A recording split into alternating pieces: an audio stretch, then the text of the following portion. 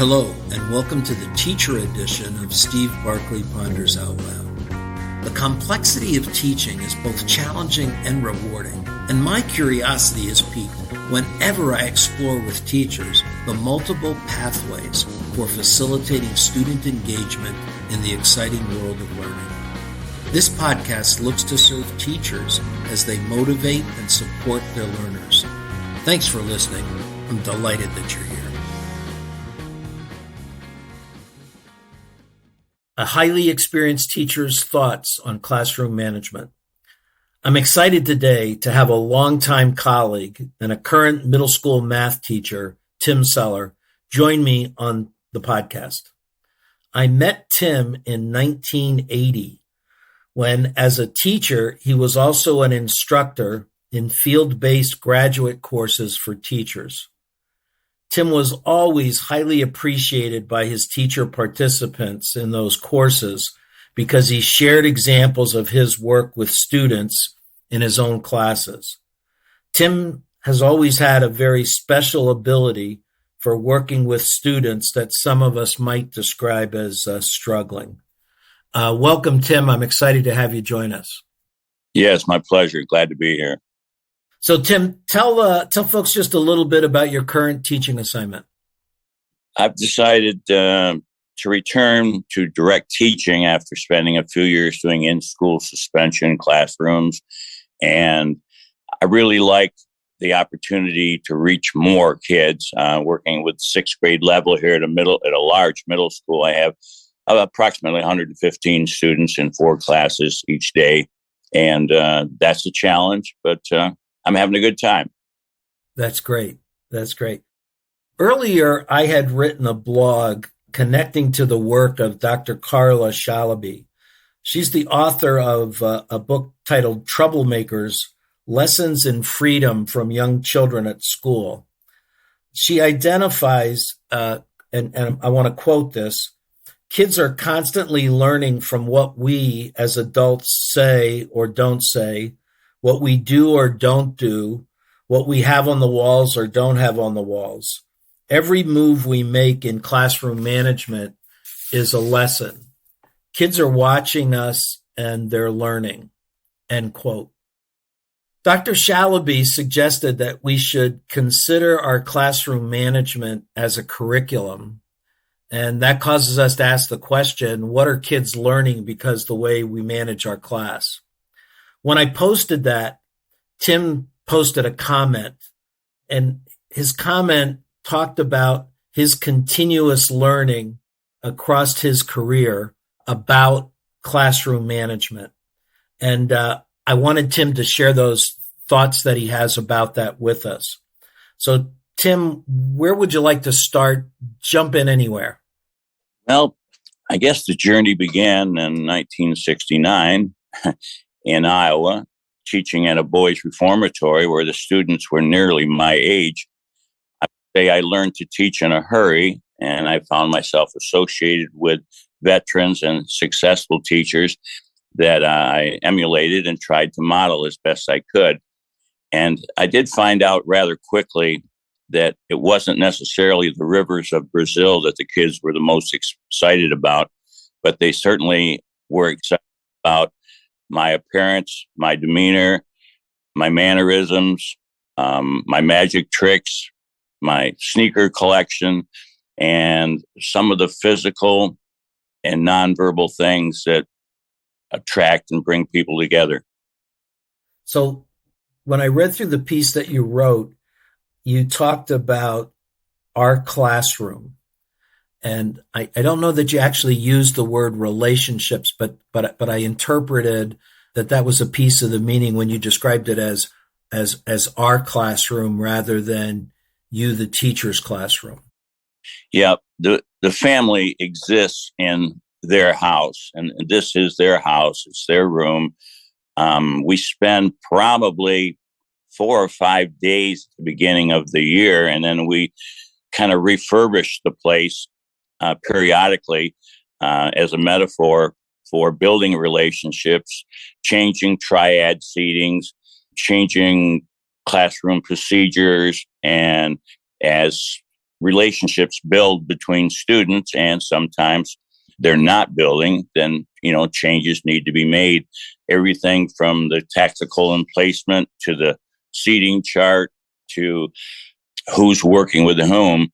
As the facilitator, they have outlined and they have organized from day one, how do we make school cool? And this goes back many, many years. The students have responsibilities, have accountability, and at times lots of structure, but at other times lots of decision making that they make, because the decisions that they make I can reinforce, and then the behaviors, of course, will improve and continue. How does the word expectations fit into the way you work with students? Well, I've found out many years ago that if you want to change behavior, you have to find out what motivates them. And motivation, I believe somebody told me long ago, is based on desire. So if we know what their desire levels are, and we can adjust with the motivation methods that they will enjoy as reinforcements, then things fall in place and they know what the expectations are. They know what the procedures are. We've used a type of cooperative learning model that came out of Minnesota many years ago, and it's communication, participation, cooperation, and those three things added together equal reciprocation. And those words have been on my walls for a lot of years. And almost any classroom behavior in our culture is based on those premises of participating, communicating, and cooperating socially, academically, across the board.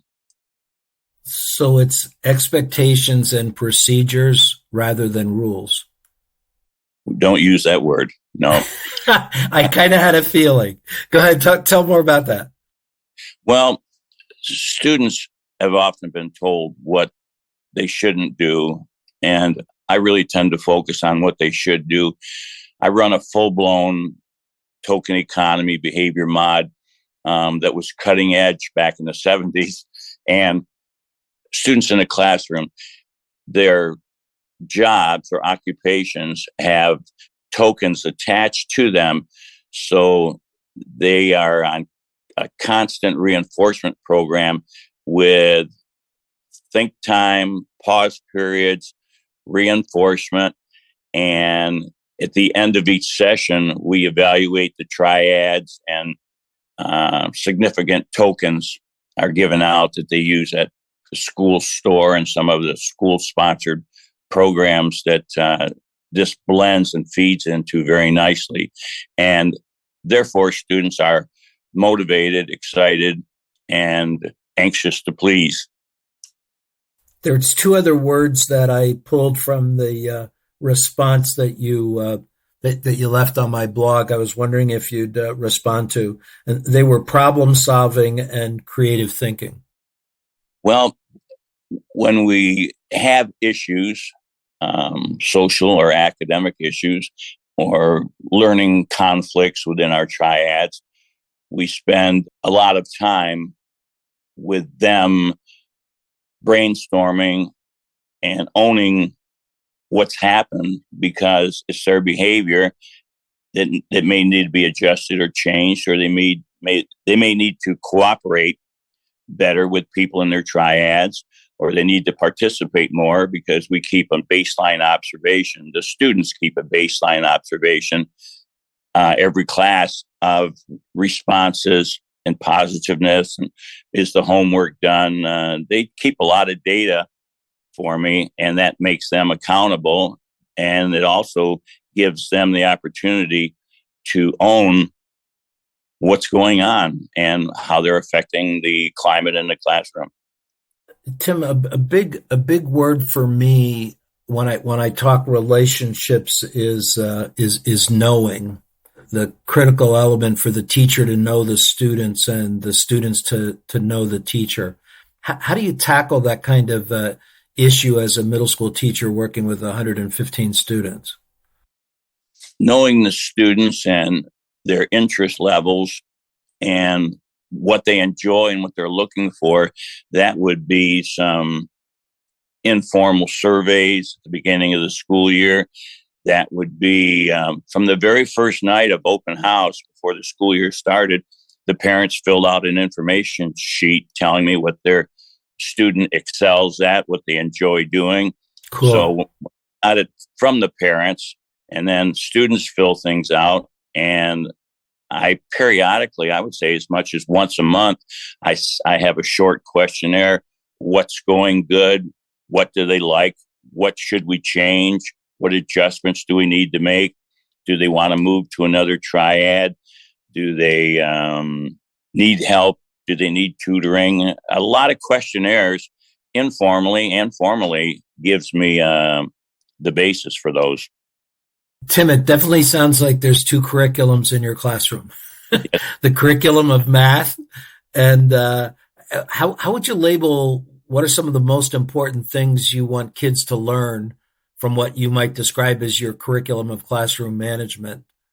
Well, the main thing I want them to experience is choices and decision making that builds character. As one of my signs says here in my classroom, character is how we act when we think no one is watching. And I can step into the hallway with confidence to get a drink of water and return to the doorway in 15 or 20 seconds. And nobody is out of their seats. They're on task. They're talking quietly in their triad. And as my recent evaluator said, he had never seen anything like it. And he immediately scheduled a meeting with the other three principals to share with them some of the things that he observed my students doing. And as a matter of fact, I got another teacher visiting my classroom today to see what's going on and see what's happening. So the kids feel good. And I've already announced to them that we've got another visitor coming because they want to see how beautifully they operate and cooperate. And that's really the heart of it. I'll say to them quite often, maybe you can memorize math and maybe you can handle concepts and procedures, but what's going to be most important is, are you going to be able to appreciate others and build relationships that will move you through the professional world and the social world? Well, Tim, this was just a delight, to have you share your thoughts and for people to hear the power. I hope that those people that are coming to visit your classroom find out that what's happening in your classroom didn't happen by accident. There's a lot of work and effort on your part went into making it happen. And I've had the experiences in schools where they create that opportunity for teachers to observe somebody successfully executing the things that you're having happen. So if you get the chance, encourage them to talk to you about what you did that makes it all happen and what you continue to do. I mean, as soon as you open your comments with, we take the first 5 days of school, that's a pretty powerful statement. An investment on your part that you see pays off. Absolutely. I don't pass out books until they want them, until they're ready for it. I love that line. You can look for that one to be quoted by Steve Barkley. I don't pass out books until they want them. I promise I'll give you credit for it. Okay. Look for it on LinkedIn. Is LinkedIn a good spot for people to find you if they want to follow up from hearing the podcast today? I think so. Mm-hmm. And so if they just search Tim Seller, they'll find you. Correct. Yep. All right. Terrific. Thanks so much, Tim. Have a great day. Thank you. It's been a pleasure. Thanks for listening in, folks. I'd love to hear what you're pondering. You can find me on Twitter at Steve Barkley, or send me your questions and find my videos and blogs at barkleypd.com.